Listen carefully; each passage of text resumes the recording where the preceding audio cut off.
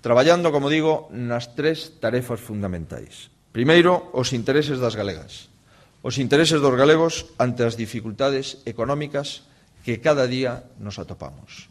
Segundo, traballar pola limpeza e pola legitimidade máxima das próximas eleccións autonómicas galegas, conseguindo o voto en urna para o 100% dos galegos con dereito a voto. E terceiro, desbloqueando as obras paradas do tren de alta velocidade.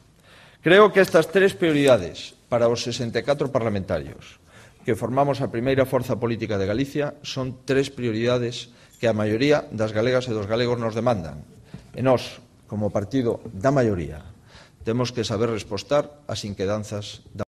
A crisis desta empresa que está a tramitar a suspensión de pagos nun xulgado da Coruña ten un triple efecto negativo. Un triple efecto negativo que se concreta, en primeiro lugar, nos empregados. Hai xa un expediente de regulación de emprego da maior parte da plantilla, boa parte dela ubicada na Coruña.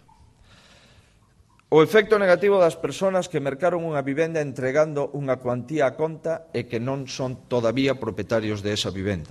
E, por último, a crisis de numerosas empresas galegas que traballan para a inmobiliaria Martín Safadesa. Nós, dende aquí, facemos votos. Facemos votos para que esta empresa recupere, se é posible, a súa normalidade. E a nosa obriga, como partido maioritario, é saber o que o Goberno de España e o Goberno de Galicia sabían e nos ocultaron. E outra vez o señor Toriño ten que decidir.